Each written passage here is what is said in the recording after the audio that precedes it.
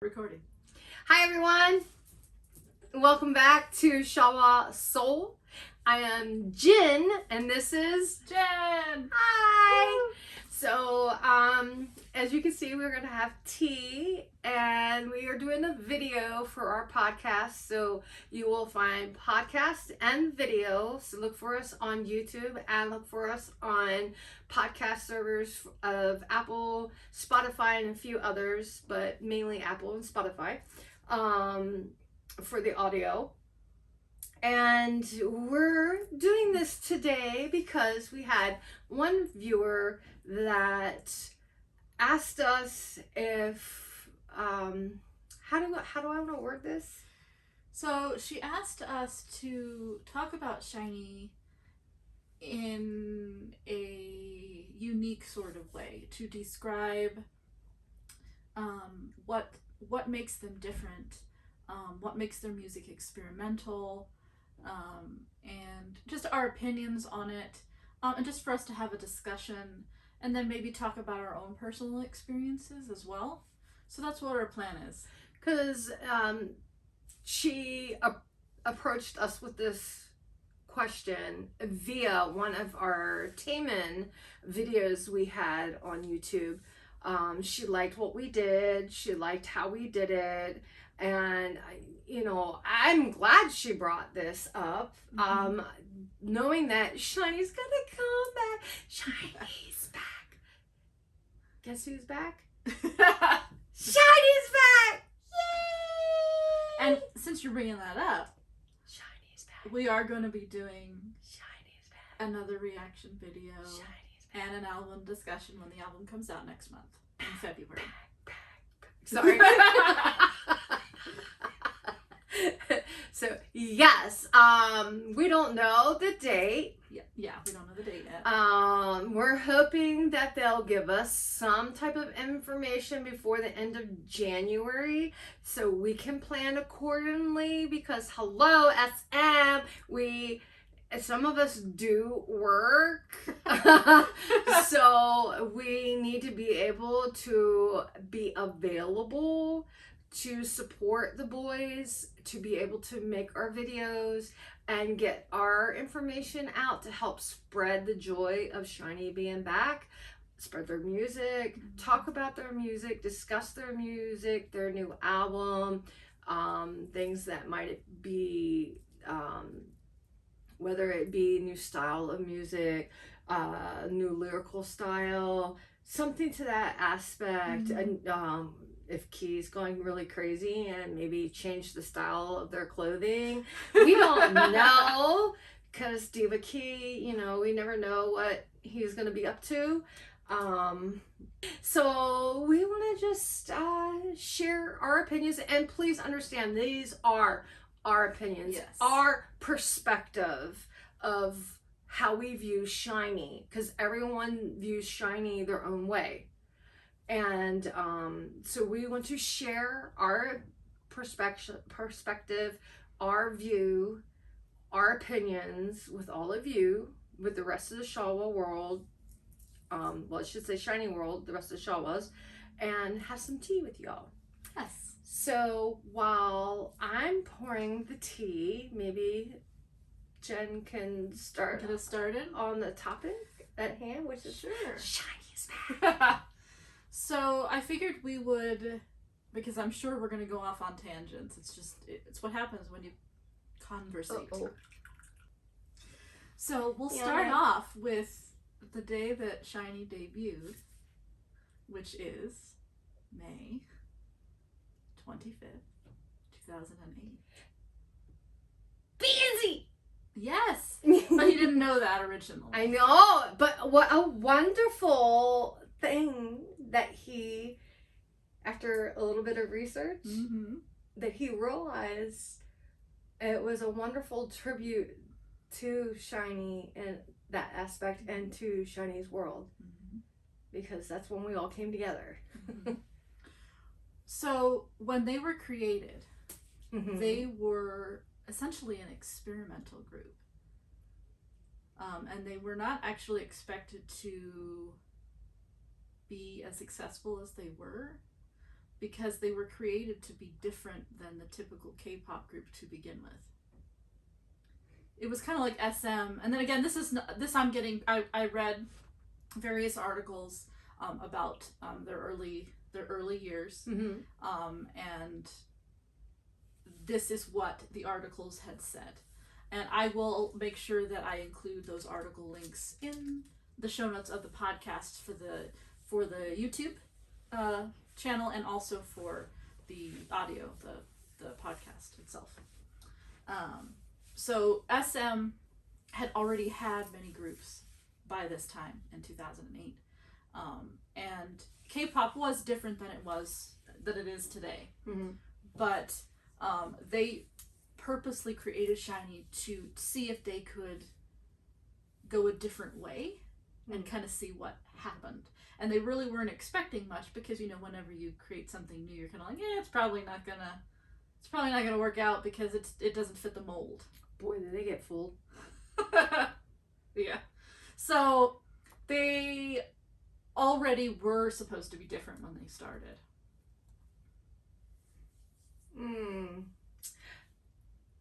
They really got fooled because they are such a unique group.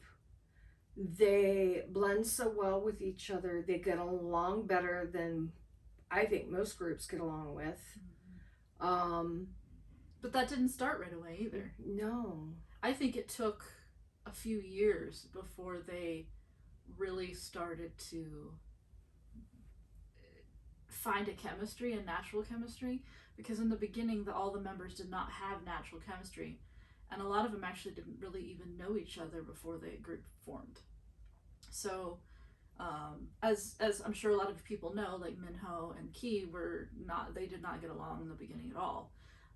And I know Key has said in multiple interviews that it wasn't until he actually lived on his own where he realized how much better their relationship had gotten. So that was even much later than even the 2 years. Right. But I think even in the beginning, they were still trying to figure out who they were as a group, because their beginnings were so unusual to begin with. And so having to find a chemistry with everybody took time. And then also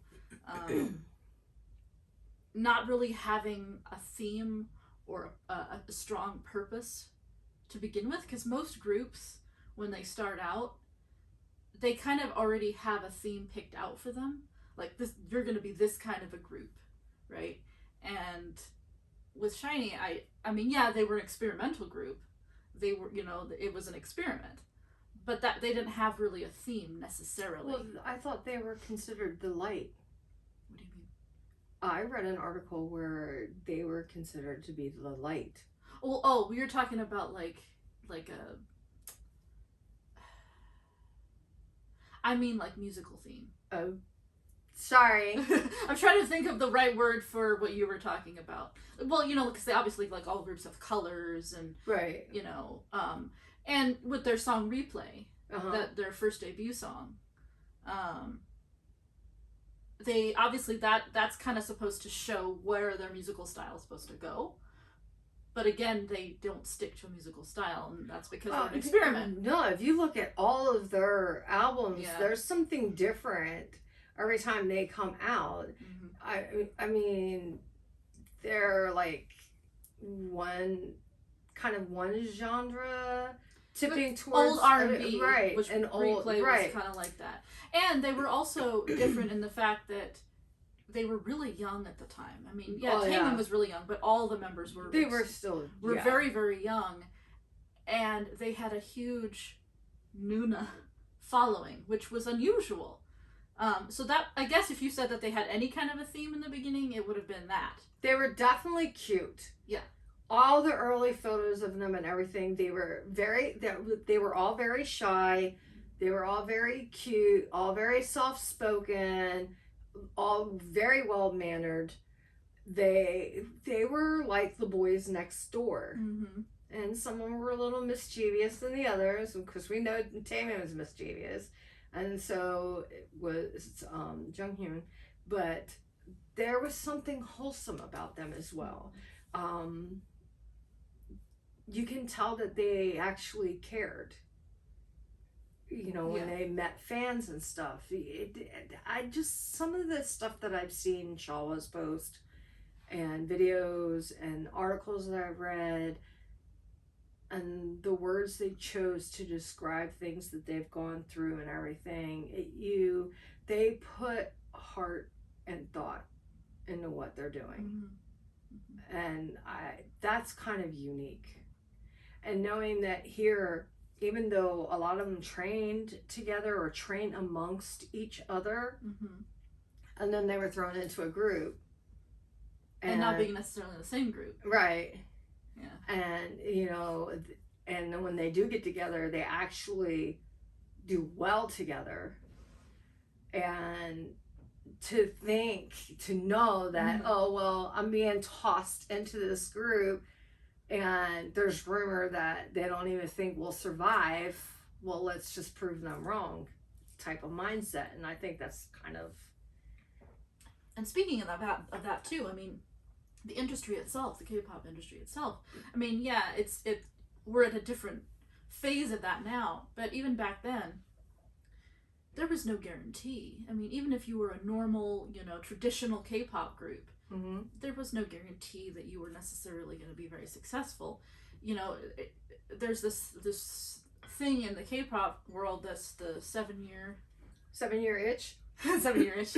But like where you know, after 7 years is usually like the max. Mm-hmm. And I think that has to do with like how long their contracts usually are and stuff like that, if mm-hmm. you're even successful at all. Right. If you can even make it to 7 years. Right. So even that's a risk. Just because you've made it into a group doesn't really mean that you're going to be successful. I mean, there's so many trainees that and groups that are created every year, and they're just not successful. They don't even hit the charts. Yeah.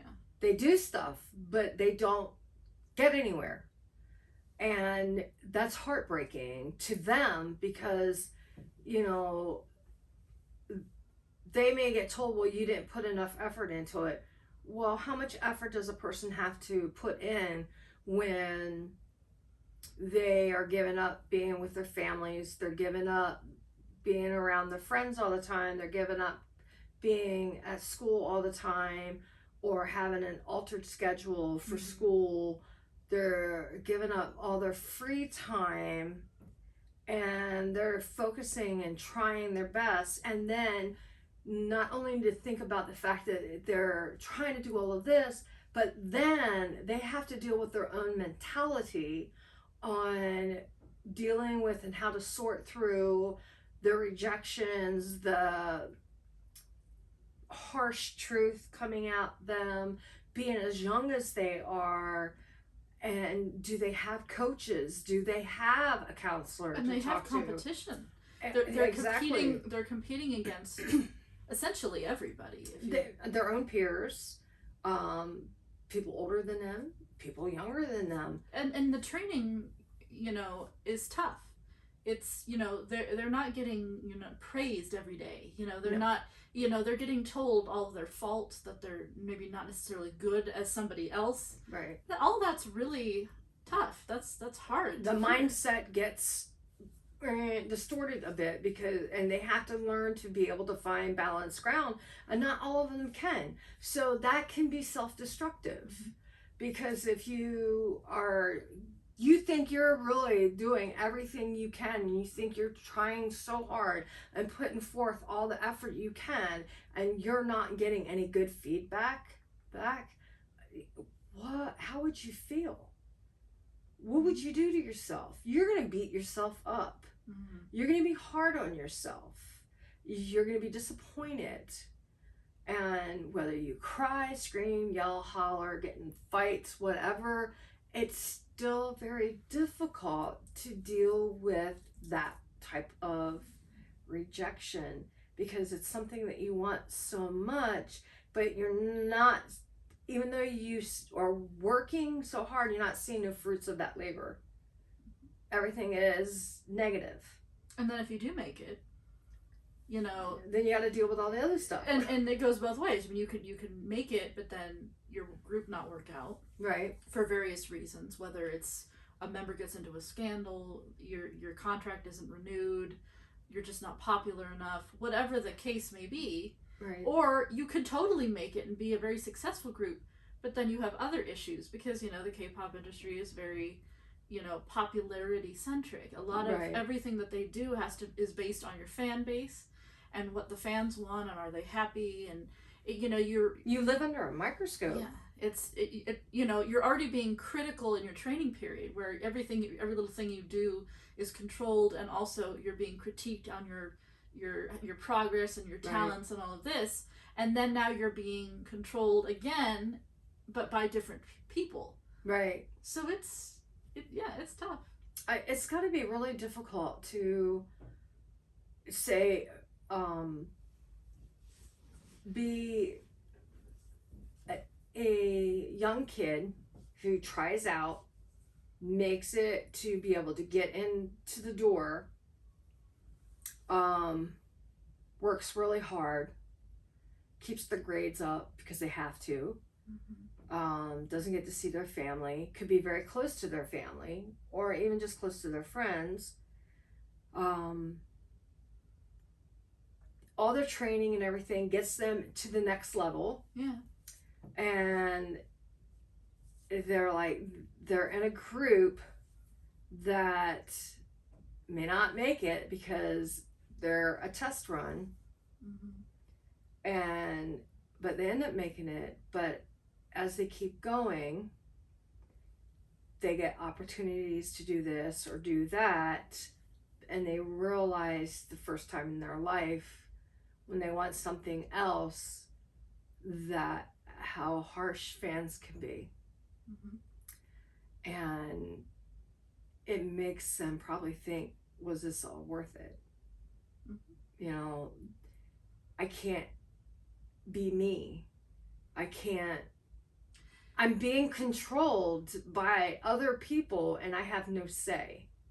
Yeah. You know, and it's already bad enough that male or female singers, dancers, whatnot, depending on whatever it is that they have to do, even actors, they're in this, they know what they're going in for, but still can't have a tiny bit of a normal life. You have to really have a strong ambition in order to keep that up.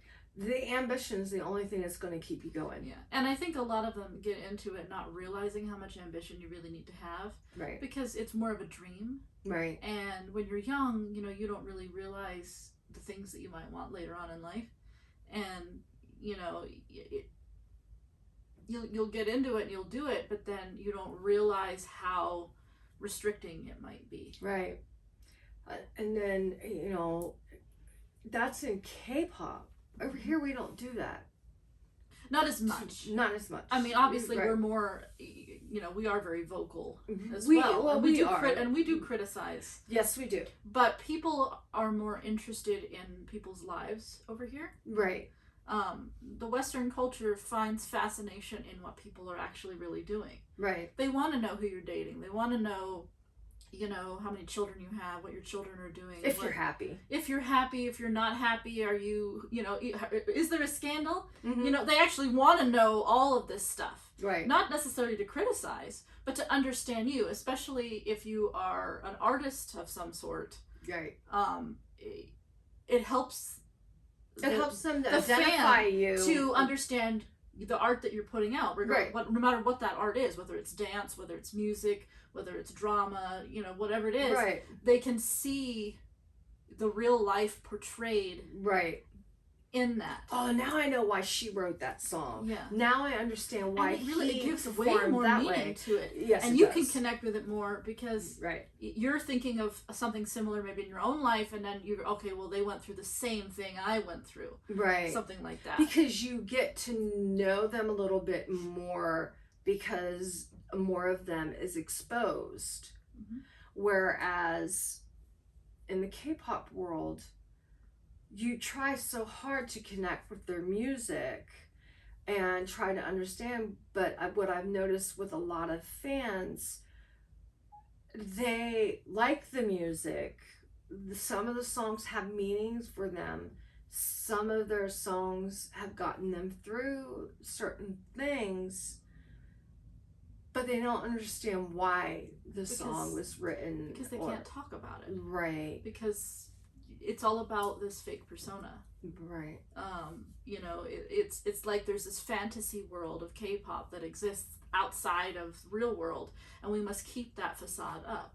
And so, unfortunately, a lot of things that they say is not necessarily going to be 100% truthful, not because they're liars, but because they're trying to keep up this facade that was created. That's created for K-pop. Right. Yeah. And I'm not saying that there hasn't been people who are very intuitive that can pick up on things that are happening and go, oh, okay, I get that now. And I do think, you know, it has changed. And I do think people are more aware of what goes on behind the scenes and stuff like that. Mm-hmm. But man, we're already tangenting already. Well, I mean, but it's fascinating. It is, and you know, SHINee worked so hard to get where they are today. They've been together going on 13 years this year. Yeah. May 25th would be 13 years together. That's 4. Sorry, I do numerology. That's a big thing. 13 to me is a lucky number. So if you make it to 13 years, you are doing something right. There is. Okay, so enough about that. But let's get back to SHINee because we know they're back. They're back. Oh my god. Anyway, so what are we going to talk about next? So, going in order of what we're talking about, because we did talk about their early years, we talked about their debut song Replay. We also have Amigo, which was also in 2008, and after that they also let's see. So Amigo came out. I'm talking about songs now. Oh, Amigo. And also are Romeo. You my amigo? Yes, I am. Yes, you are. Yes, I am. I'm also your 친구. 친구? Which is friend in Korean. So after Amigo was then Romeo in 2009. And even during this period of time, they were still in that kind of like discovery process. They really weren't a group yet. I mean, obviously they're a group, but they hadn't solidified their theme, who they were going to be, what kind of a group are we, kind of thing.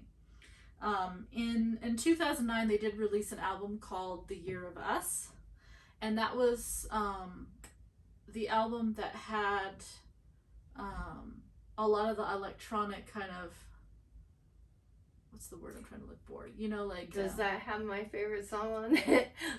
Ring, ding, dong, ding, ding, dong, ding, ding, ding, ding, ding. It was during that time when just music in general, even worldwide, was really into this whole, like, adding, like, auto-tune and stuff Herbie to Hancock, voice. yeah. And so that album had a lot of that in it. Yeah.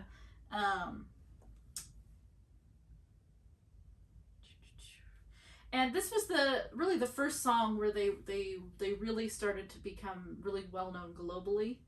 It's a catchy song. Yeah, it is. It is, and it's actually a really catchy song because there are people that I know in my own personal life that actually don't even care about K-pop at all, and they will secretly say that they like that song. It's kind of like saying, you know, you like something that's really embarrassing, but you don't want to tell anybody about it. I mean, but they like that song. But come on, baby.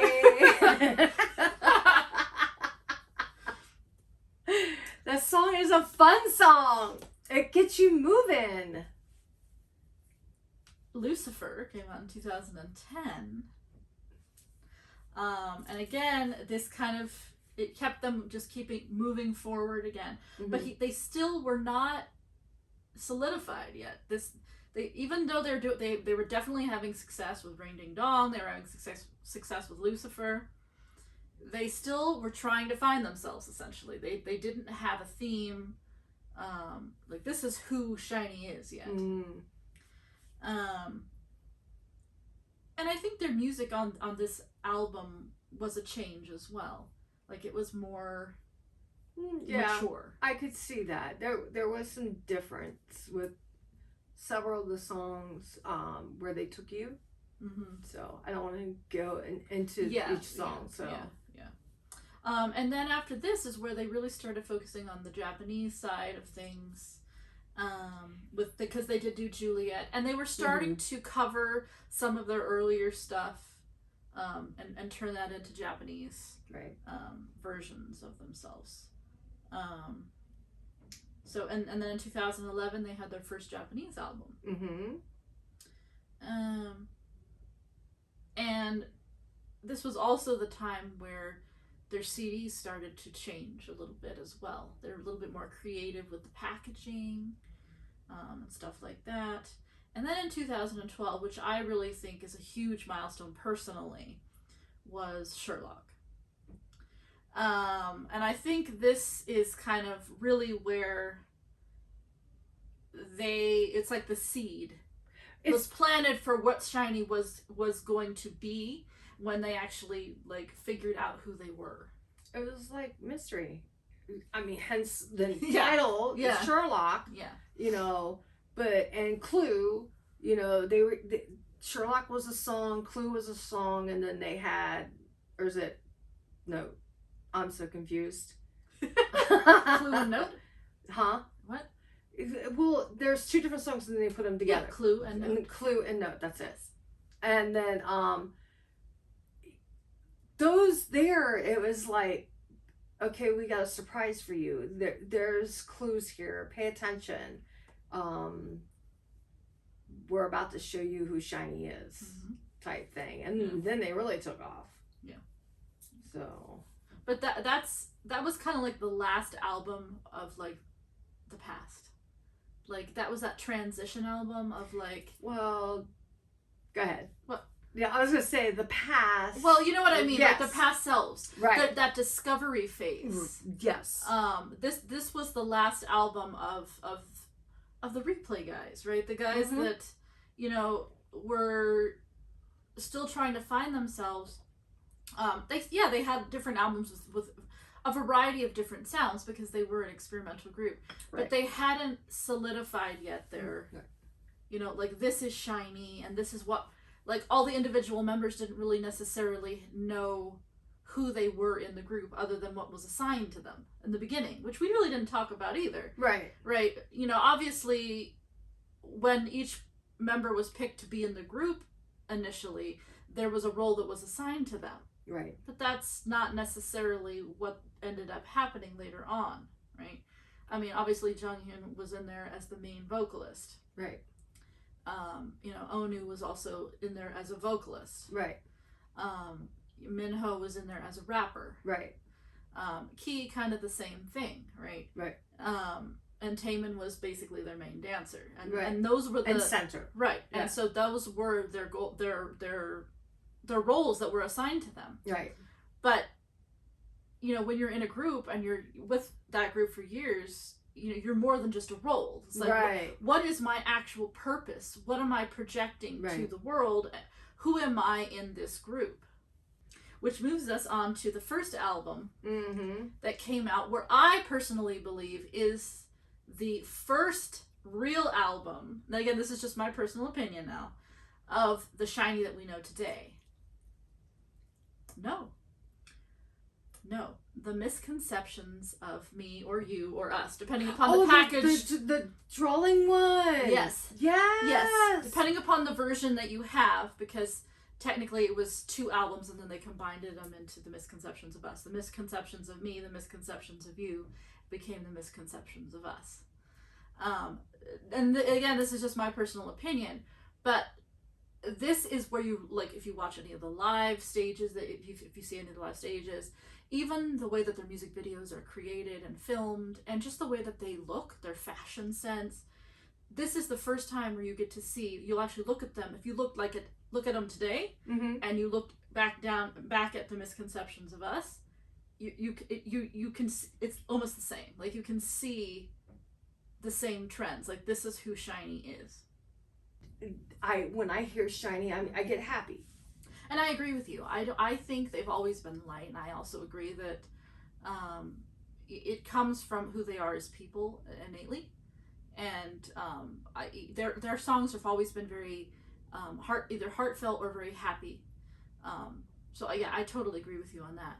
I think for me, what I think when I read the articles where they talk about how they didn't know who they were in the early years and how they changed. To me, when I look at it, and again, this is just my personal opinion, but it's kind of what we were talking about in the beginning about K-pop, the K-pop industry. Mm-hmm.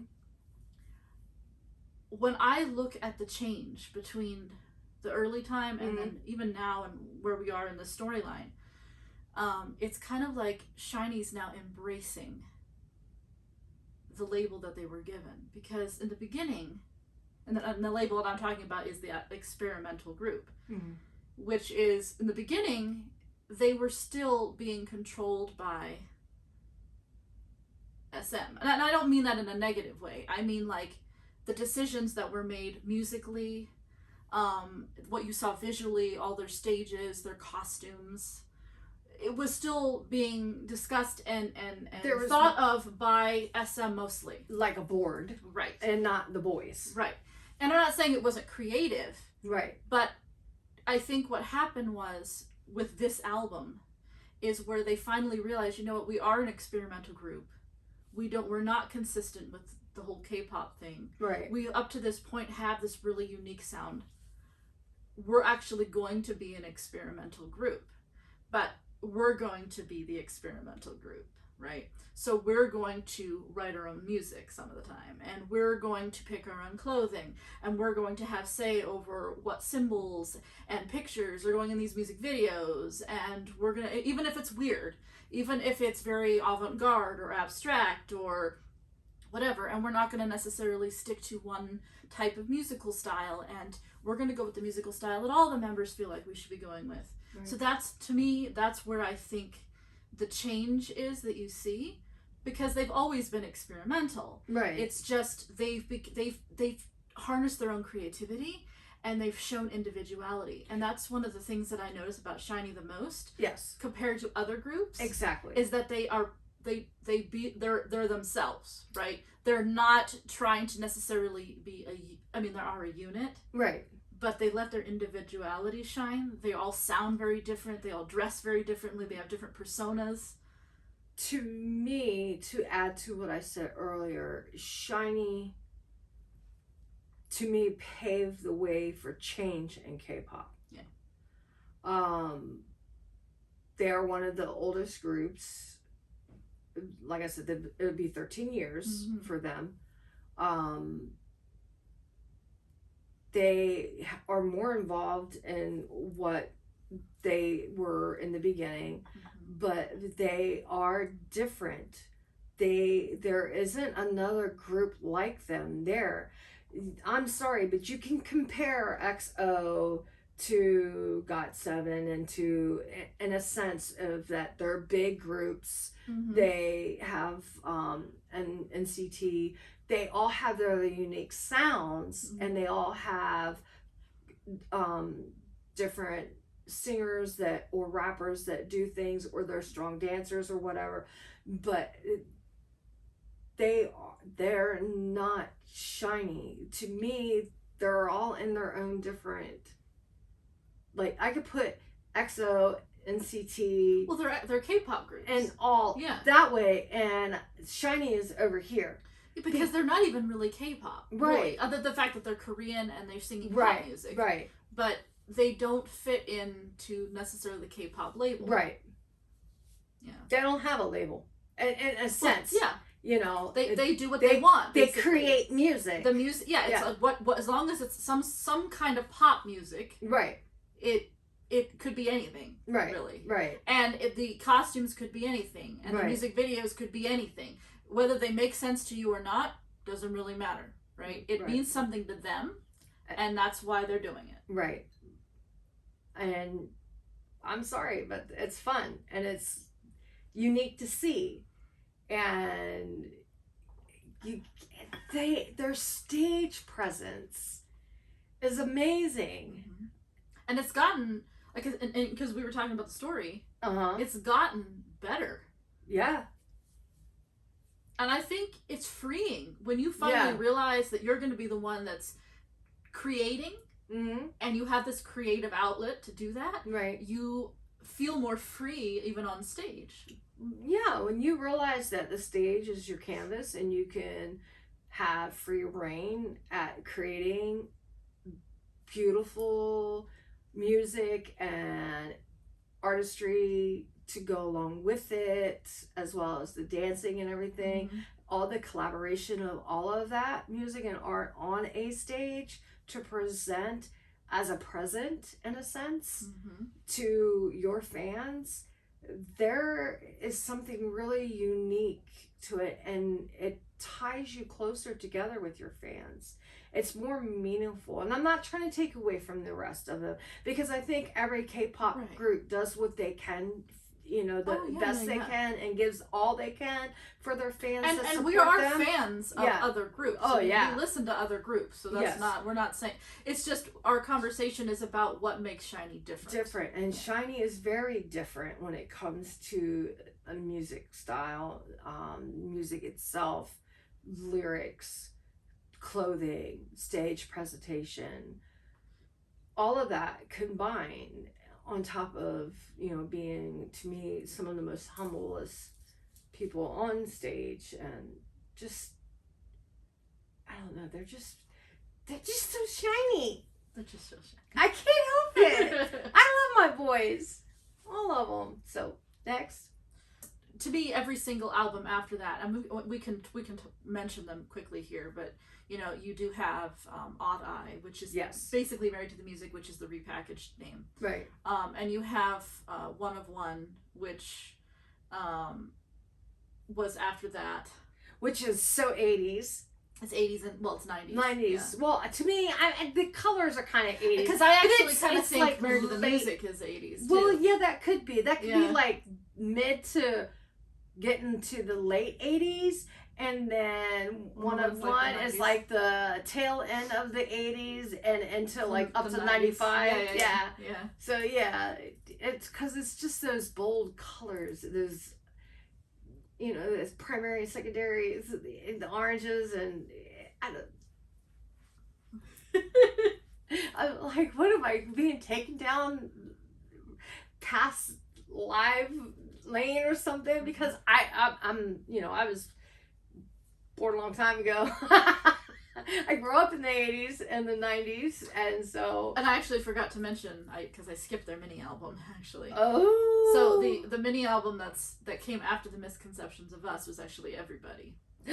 Everybody, wake up, wake up. Which, again, is more electronic kind of sounding. Yes. Yes, yes, yes, yes. And then the last album that they came out with was The Story of Light. Right. Which to me sounds very modern. It's like that modern kind of. It does. I don't want to necessarily say EDM, but there is definitely like electronic themes going on in it. But it's definitely, when I say modern, I mean not necessarily like today modern, but like not like we were talking about the 80s and the 90s. So definitely after the 2000s, you know, we're in getting into that. It has more of a modern electronic sound to it. It was definitely more 2000 sounding. I think we're dating us our ages. Yeah, I know. I was just thinking that. But I'm also thinking about the style of music that they do have. There is a few other groups that are K-pop. Well, not really K-pop, but they are Korean based that I actually would like to see them collab with. I'm sorry, but I would love to see SHINee and Dreamcatcher collab on something. Yeah. I think that would be kind of hilarious, but it would be so freaking awesome. Actually would kind of go because Dreamcatcher is kind of, for me, is very similar to SHINee, but as a girl group. Right. Because they are not the traditional girl group that you would see. They do a lot of EDM. They do a lot of like rock and metal sounds. Right. Which is very kind of gothy, and then sometimes a little, well, yeah, gothy. So I think them and SHINee collaborating on something would be a really cool thing. And I think people would get really enjoyment out of it. And I actually think that people should just be collaborating more in general. yes, they should. They should. Yeah. And they shouldn't just stay within the walls of the record label that they're with either. I think they should collab cross, as you know, because Dreamcatcher, I don't even remember who they're with. It's a very small label. Yeah, but I love them. They have an album coming out. But that's one group I would like to see them with, and then I also would like to see SHINee do something with GOT7. I would like SHINee to collaborate with somebody that's not Korean. That would be really awesome. Now, Taemin has done stuff with Bruno Mars. Oh, I was going to say... Yeah. Well, his song. Yeah, right, his song. But I think it would be really cool to get SHINee more involved with other artists, like in the West. Yes. Because and bring them west. Yeah, they're globally well known, but I don't think they're as well known in the West as they could be. I don't think people are really aware of them, and I think their sound actually fits the West really, really well because they are tapping into a lot of the musical genres that started in the West. Right. And so I think a lot of people would really, really like that. And the only way we're going to get that sound heard is to get them to collaborate with other people that are already well known. I'm trying to think of, there was a oh my god, he was in my head.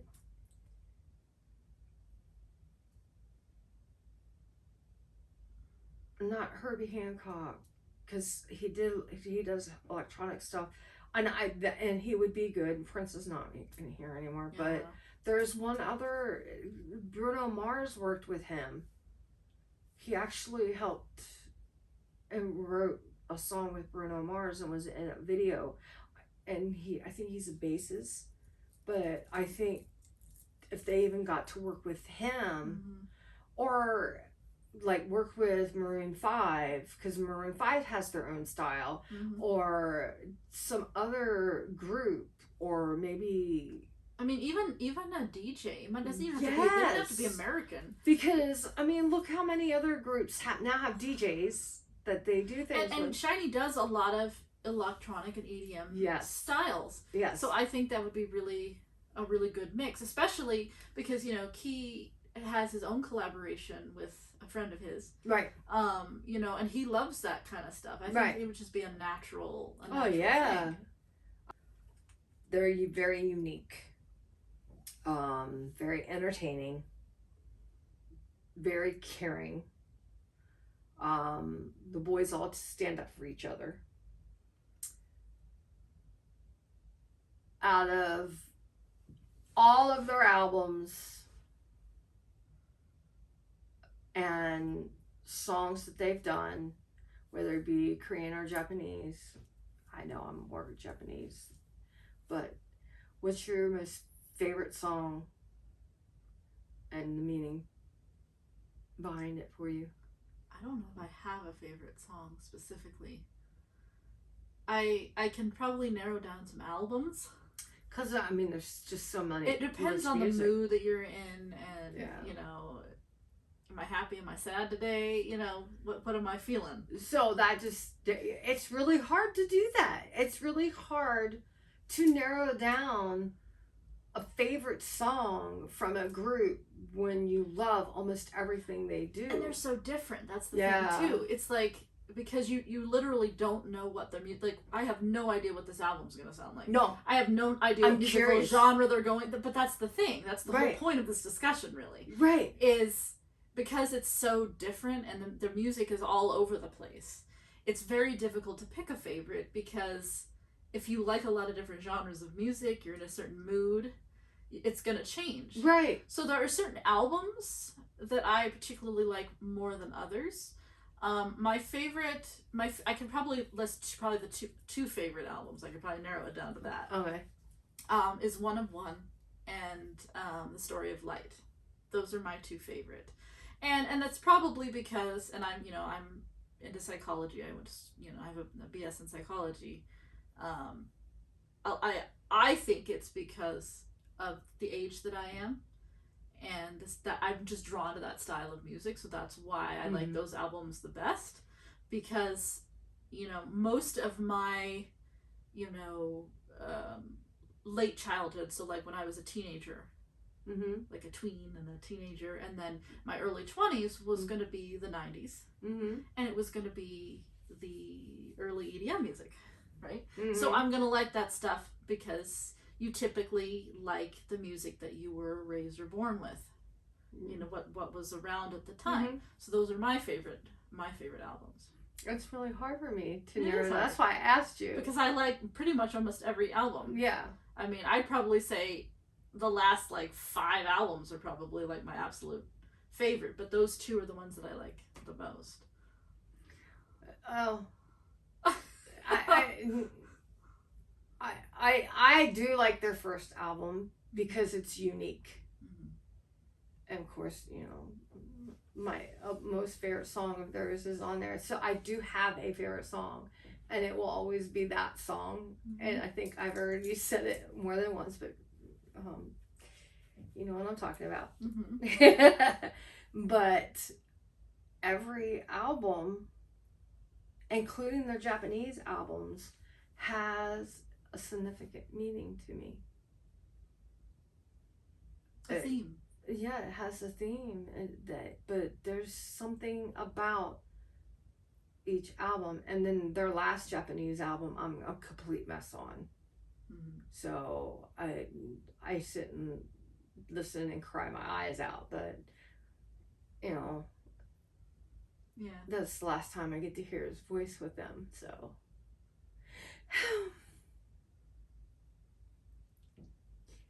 it never fails. But I can't wait for this album. Here 3 of them have been gone in the military. They're back. They've been working on stuff since December. And COVID was messed up everybody last year. But, Taememe was busy with Super M, busy doing his own thing. Now his brothers are back. That's his family to him. So I know he's all excited and everything to be on stage with his brothers again. And that gets me excited, because to see photos of him and all of the boys together I think Key was missing the one V Live that they did. It was Onu, Tae, and Min. And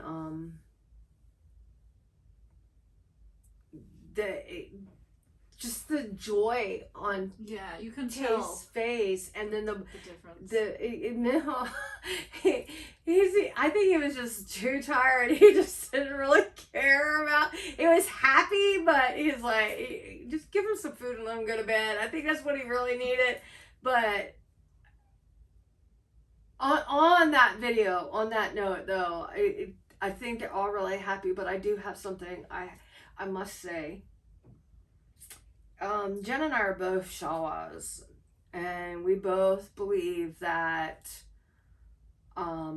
people should always, be polite, watch how they say things, try not to make other people uncomfortable, mind your manners, don't say anything rude or ignorant towards someone else. But I was really, really upset because during, I guess, the V Live, if it was a V Live or a live, the Taememe passed the phone to Anu, and someone said, "Oh, I wanted to see Taememe or talk to Taememe, something to that fashion.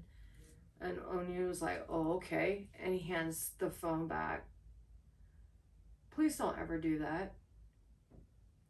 Reason being is that these boys have been separated for 2 years and they're back together. And they love SHINee's world so much. And they love their fans.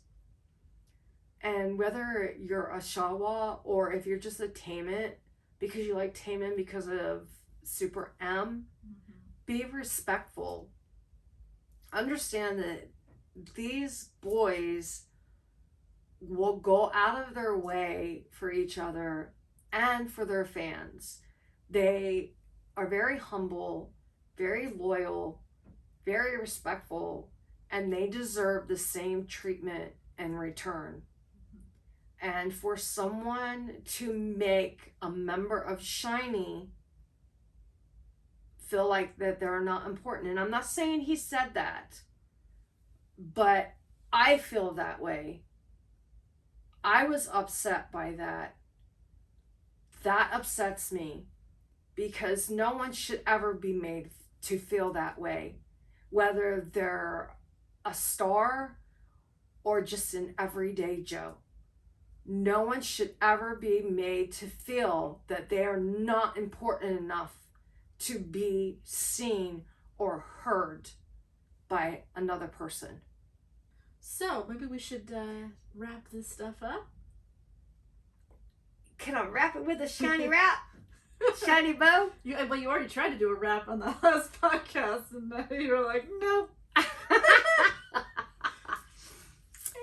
Anyway, so this is our video / podcast. I don't know how long it is. I don't know if it's got to be separated or not. The video will be all one, I think.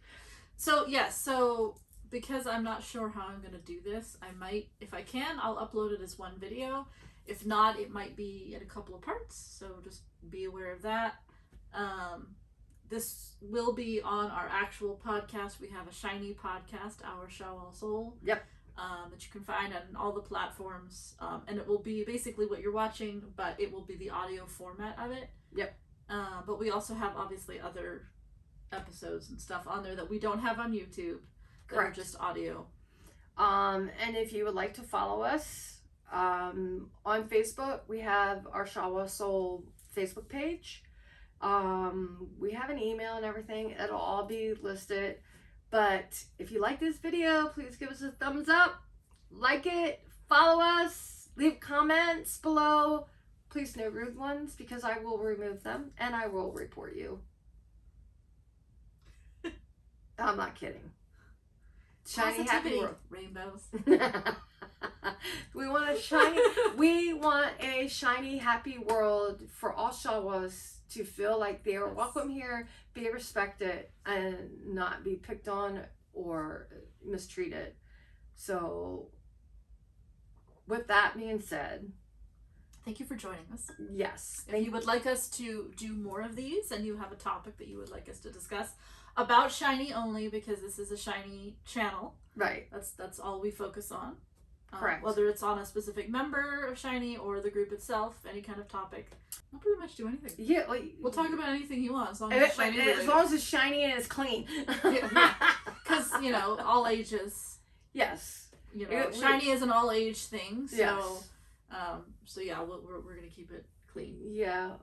So, and if you want to see the adult side of me, then you can follow us on Eclectic Soul. Or just follow us personally. Or follow us personally because I let it fly. That's as far as I can go with that one. We're trying to keep it clean here. It's PG. So, oh my God, Jen's probably going to go, oh, I got to edit so much of this out. That's what I always do. So, on that note, thank you for joining us on another video and podcast recording.